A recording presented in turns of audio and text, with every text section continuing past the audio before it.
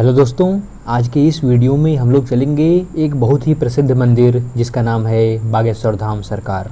साथ ही हम जानेंगे कि यहाँ पर कैसे आएँ, कहाँ पर रुकें और यहाँ की पूजा विधि क्या है, किस लिए मान्यता है, इसका इतिहास क्या है, पंडित धीरेन्द्र शास्त्री कौन हैं और ये कौन सी विद्या का प्रयोग करते हैं जिससे कि ये भूत भविष्य की बातें जान लेते हैं। तो चलिए वीडियो को शुरू करते हैं। सबसे पहले जान लेते हैं कि यहाँ पर कैसे आएँ। बागेश्वर धाम मध्य प्रदेश के छतरपुर ज़िले में आता है। तो अगर आप एरोप्लेन से आना चाहते हैं तो सबसे नज़दीकी एयरपोर्ट है खजुराहो का, जहां से मंदिर की दूरी सिर्फ 28 किलोमीटर है। और अगर आप ट्रेन से आना चाहते हैं तो आप छतरपुर स्टेशन आ सकते हैं, जिसका नाम बदलकर अब महाराज छत्रसाल स्टेशन हो गया है और यहाँ की दूरी है 30 किलोमीटर। लेकिन जो सबसे नज़दीकी स्टेशन है वो है खजुराहो का स्टेशन। यहाँ से धाम की दूरी केवल 23 किलोमीटर है। हेलो दोस्तों, जैसा कि आप लोग देख पा रहे हैं, हम लोग खजुराहो में पहुंच चुके हैं और इस वीडियो में हो जाएगी। हम लोग इसमें जानेंगे कि यहाँ पर कैसे पहुंचे और यहाँ पे कहाँ पे रुके। खजुराहो स्टेशन से ही आपको शेयरिंग की ऑटो मिल जाएगी। 50 रुपये पर सवारी, या बुकिंग करेंगे तो 300 से 400 रुपये लग जाएगा। और अगर धाम के लिए गाड़ियाँ ना जाएं तो बमीठा के लिए गाड़ियाँ चली ही जाती हैं। 20 रुपये सवारी लेता है और आपको बमीठा पहुँचा देगा, जो कि है पन्ना, सतना और झांसी का नेशनल हाईवे। वहीं से आपको बसें मिल जाएंगी। स्टेशन से 5 किलोमीटर आके बमीठा आ गए थे।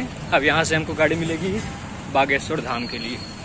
अब अगर आप बस पकड़ते हैं तो बस आपको 20 रुपये लेकर गंज टावर के पास छोड़ देगी। इस मैप को ध्यान से देखिए। अगर आप खजुराहो की तरफ से आ रहे हैं तब भी आपको गंज टावर उतरना है, और अगर आप छतरपुर की तरफ से आ रहे हैं तब भी आपको गंज टावर पर ही उतरना है। गंज टावर से धाम की दूरी सिर्फ 5 किलोमीटर है, जो कि गढ़ा नामक गांव में पड़ता है। ये बमीठा वाली रोड है, ये वाली। यहाँ से हम लोग 12-13 किलोमीटर आए हैं। ये रोड चली जाती है और ये रोड यहीं से कट जाती है। इसको बोलते हैं टावर। और यहाँ से 5 किलोमीटर है बागेश्वर धाम। 10 रुपये ऑटो वाला लेगा, यहाँ से पहुँचा देगा आप। मंदिर पहुँचने के थोड़ी दूर पहले ही पार्किंग लगी हुई है। यहाँ से गाड़ियाँ आगे नहीं जाती हैं और आपको पैदल आगे जाना होगा, लेकिन कभी कभी गाड़ियाँ चली भी जाती हैं। ये भीड़ के हिसाब से मैनेज किया जाता है। अब हम लोग यहाँ से पवित्र धाम बागेश्वर धाम पहुँच चुके हैं। यहाँ पर आपको भक्तों की भारी भीड़ देखने को मिल जाएगी। अब हम बात कर लेते हैं कि यहाँ पर कहाँ पर रुकें। तो दोस्तों, यहाँ पर रुकने की बहुत ज़्यादा ज़रूरत नहीं पड़ती है, क्योंकि लोग दर्शन करते हैं और पुनः वापस चले जाते हैं। और आपको नेशनल हाईवे पे या तो खजुराहो में आपको ढेर सारे होटल मिल जाएंगे, जहाँ पर आप आराम से रुक सकते हैं। यहाँ पर रुकने की ज़रूरत सिर्फ उन भक्तों को है जो मन्नत मांगते हैं और टोकन का इंतजार करते हैं। इसके लिए धाम में कई सारे रैन बसेरे और पंडाल लगे हुए हैं। कोशिश करके आप धर्मशाला भी खोज सकते हैं। धाम में अब रुकने की व्यवस्था होनी शुरू हो गई है और यहाँ पर काफ़ी तेज़ी से काम चल रहा है। अब तो गांव के लोगों ने ही होम स्टे और होटल देना शुरू कर दिया है। मतलब अगर आप यहाँ पर रहना चाहते हैं तो थोड़ी सी असुविधा होगी, लेकिन भक्तों के लिए क्या असुविधा, क्योंकि ये लोग यहाँ पर बागेश्वर धाम के लिए आते हैं।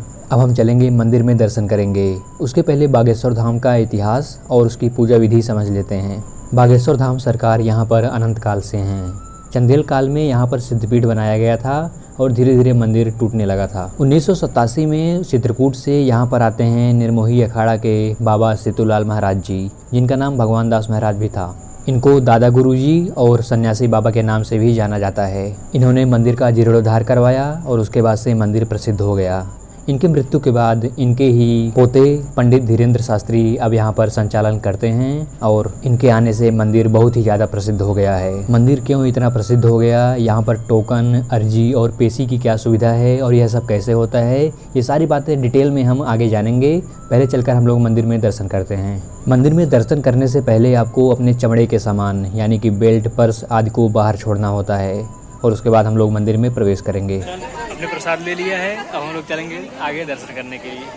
मंदिर में जाने के लिए आपको कुछ सीढ़ियाँ ऊपर चढ़ना होता है। आप अपने साथ प्रसाद ले लीजिए और कोशिश करिए कि बच्चों को साथ में ना ले जाएं, क्योंकि मंदिर के अंदर बहुत ही डरावना सीन होता है। क्योंकि यह मंदिर प्रेत बाधा से पीड़ितों के लिए प्रसिद्ध है, तो यहाँ पर आपको कुछ पीड़ित लोग अजीबोगरीब हरकत करते दिख जाएंगे, जिससे कि बच्चे डर सकते हैं। यहाँ पर 3 तरह के नारियल चढ़ाए जाते हैं। पहला नारियल पीला नारियल, जो नॉर्मल भक्तों के लिए है जो दर्शन करने आते हैं। दूसरा है लाल नारियल, जिसको कोई तकलीफ़ या बाधा होती है उनके लिए है लाल नारियल। और तीसरा है काला नारियल, जिसको कोई प्रेत बाधा या भूत प्रेत होता है तो उनके लिए काला नारियल है। भक्त यहाँ पर आते हैं, मंदिर की 21 बार परिक्रमा करते हैं और नारियल को यहाँ पर बांधकर अपनी अर्जी लगाते हैं और पेशी दर्ज करते हैं। यहाँ पर बागेश्वर धाम सरकार के अलावा भगवान शंकर की एक मंदिर और उसके अलावा सन्यासी बाबा की समाधि भी यहीं पर है। यहाँ पर मंगलवार और शनिवार को कुछ ज़्यादा ही भीड़ होती है। मंदिर के प्रांगण में ढेर सारी यज्ञशालाएं बनी हुई थी। संभवतः यहाँ पर यज्ञ होता होगा। अगर किसी को इसका एग्जैक्ट कारण पता हो तो वो मुझे बता सकते हैं, क्योंकि मुझे इसके बारे में ज़्यादा मालूम नहीं है। पूरा मंदिर प्रांगण है और यहाँ पर वीडियोग्राफी और फोटोग्राफी अलाउड नहीं है। आप लोग मंदिर देख सकते हैं, यही मुख्य मंदिर है। बागेश्वर धाम सरकार सभी की मनोकामनाओं की पूर्ति करते हैं और जिनको प्रेत बाधा है वो लोग यहाँ पर ज़रूर आते हैं और काफ़ी लाभ उनको प्राप्त होता है। प्रसाद के रूप में यहाँ की भभूति लगाने से सारे कष्ट दूर हो जाते हैं। दर्शन करने के बाद आप यहाँ की मार्केट में शॉपिंग भी कर सकते हैं और जलपान कर सकते हैं। अब हम यहाँ से आगे बढ़ेंगे और एक महत्वपूर्ण बात जानेंगे। अब हम जानेंगे कि पंडित धीरेन्द्र शास्त्री कौन हैं, टोकन कैसे लिया जाता है, पेशी कैसे होती है, अर्जी कैसे लगाई जाती है और भी बहुत सारी बातें। बागेश्वर धाम पिछले 2-3 सालों में काफ़ी ज़्यादा प्रसिद्ध हो गया। इसके प्रमुख कारण हैं पंडित धीरेन्द्र शास्त्री। इन्होंने अपनी चमत्कार की विधियों को और बागेश्वर धाम सरकार की महिमा को इंटरनेट के माध्यम से पूरे समाज को समझाया। बचपन से ही ये मथुरा वृंदावन जाकर भागवत वगैरह सीखने लगे थे और वापस आकर भागवत भी करने लगे थे। कालांतर में इनके दादा सन्यासी बाबा की मृत्यु के बाद इन्होंने उनके आशीर्वाद से बागेश्वर धाम की गद्दी संभाली और अब यही संचालन कर रहे हैं। अपनी सुंदरता और दमदार और कड़क बोली से ये सभी को मोहित कर लेते हैं और उसके अलावा सबसे बड़ी चीज़ है जो ये निःशुल्क दरबार लगाते हैं, जिसमें भक्तों को बिना उनके बताए उनका सारा मर्ज बता देते हैं। ऐसा भी नहीं है कि इन्होंने इस प्रक्रिया की शुरुआत की है। इसके पहले सन्यासी बाबा ये सारी चीज़ें करते थे, लेकिन इंटरनेट का माध्यम नहीं था, इसलिए ये चीज़ें आगे नहीं आ पाईं। सन्यासी बाबा के आशीर्वाद से ही इनको ये विद्या प्राप्त हुई है और अब ये भक्तों का उद्धार कर रहे हैं। अपनी प्रखर बोली के अलावा इनका भारत के कई बड़े संतों से मिलना है, जिस कारण ये और ज़्यादा प्रसिद्ध हो गए हैं। अभी हम जानेंगे कि ये कौन सी विद्या का इस्तेमाल करते हैं जिससे भूत की बातें सारी जान सकते हैं। इसके पहले हम जानते हैं कि टोकन कैसे लिया जाता है और अर्जी कैसे लगाई जाती है इनसे मिलने के लिए। हर महीने किसी विशेष तारीख को टोकन बांटा जाता है। इसकी जानकारी मंदिर के कर्मचारी दे सकते हैं और आप फ़ोन नंबरों पर कॉल कर सकते हैं, वो सारी जानकारी बता देंगे।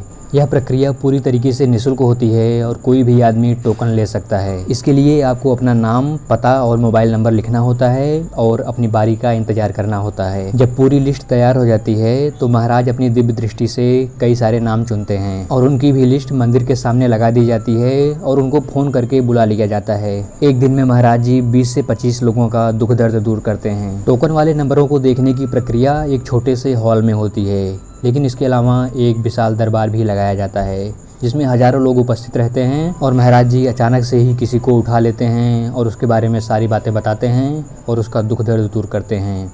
ये प्रक्रिया भी किसी विशेष दिन होती है, या तो मंगलवार या शनिवार को। भक्त के बिना बताए ही उसका नाम, पता, उसकी सारी जन्म कुंडली एक कागज़ में लिख लेते हैं और उसका मर्ज भी बता देते हैं। यही इनकी चमत्कारिता है और इस चमत्कार को ये जोरों शोरों से लाइव दिखाते हैं। ये किसी ऊपरी शक्ति का आह्वान करते हैं जिसे ये सेनापति कहते हैं और इनको सारी बातें पता चल जाती है। बहुत सारे भक्त यहाँ पर आशा लेकर आते हैं और महाराज जी उनको निराश नहीं करते हैं। ऐसा भी नहीं है कि सिर्फ पंडित धीरेन्द्र शास्त्री ही ये सारे चमत्कार जानते हैं। मध्य प्रदेश के ही दतिया जिले के पंडोकर महाराज भी ये सारी प्रक्रिया कई सालों से करते आ रहे हैं, लेकिन वो इतना ज़्यादा प्रसिद्ध नहीं हुए थे और ये महाराज ज़्यादा प्रसिद्ध हो गए हैं। कई बार इन दोनों के बीच थोड़ी बहुत तकरार भी होती है, लेकिन बीच बीच में ये लोग साथ में भी दिखाई जाते हैं और जैसे लगता है कि इनकी गहरी दोस्ती हो। अब हम समझते हैं कि ऐसी कौन सी विद्या है जिससे ये लोग ऐसा चमत्कार कर पा रहे हैं। ज्योतिष के जानकार बताते हैं कि इस विद्या को कर्ण पिचासनी विद्या कहा जाता है, जिसमें व्यक्ति एक प्रेतात्मा का आह्वान करता है और वह प्रेतात्मा सुलभ रूप से उनके साथ हो जाती है और सारी बातें बताती है। मजे की बात है कि ये सिर्फ भूत की बातें बता पाते हैं, भविष्य की बिल्कुल नहीं। जैसे कि शास्त्री जी भक्त के जीवन की पिछली बातें बताते हैं, भविष्य की बातें बिल्कुल नहीं, क्योंकि वो बता नहीं पाएंगे। रोग के निवारण के लिए वो बागेश्वर धाम में आकर पेशी लगाने के लिए कहते हैं। मतलब कि सर्वे सर्वा भगवान ही हैं, बस ये लोग सिर्फ एक माध्यम हैं। इस विद्या को सीखना भी बहुत कठिन प्रक्रिया है। इसमें प्रेतात्मा को संभालने के लिए बहुत सारी मानसिक दुख और तकलीफ का भी सामना करना पड़ता है, क्योंकि प्रेतात्मा बहुत ज़्यादा परेशान करती है। लेकिन एक समय के बाद दोनों में सामंजस्य बैठ जाता है और सारी चीज़ें ठीक हो जाती हैं। अगर आप धाम में आने में असमर्थ हैं तो आप अपनी अर्जी घर बैठे ही लगा सकते हैं।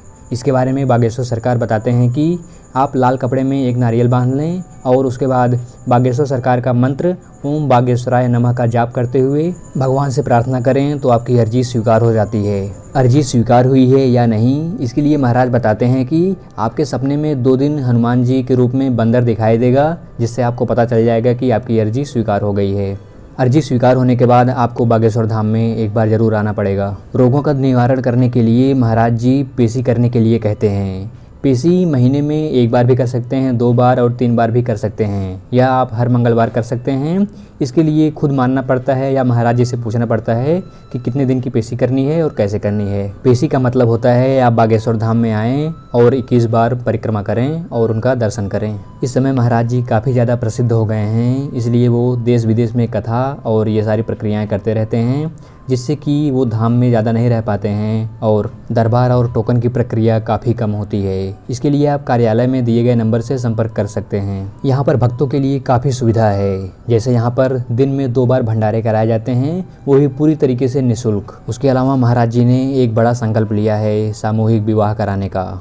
इसमें कुछ खास दिनों पर जैसे कि महाशिवरात्रि को ये कई सारी कन्याओं का विवाह कराते हैं। इसकी सूचना और पूरी जानकारी आपको कार्यालय से मिल जाती है। तो दोस्तों, ये थी बागेश्वर धाम सरकार की सारी जानकारी। अगर कोई प्रश्न आपके मन में रह गया है तो आप कमेंट बॉक्स में पूछ सकते हैं, मैं पूरी कोशिश करूंगा बताने की। इस वीडियो को यहीं पर समाप्त करते हैं और बहुत ही जल्दी हाजिर हो जाऊंगा एक नए और धमाकेदार वीडियो के साथ। तब तक के लिए हंसते रहिए, मुस्कुराते रहिए और अपना ख्याल रखिए।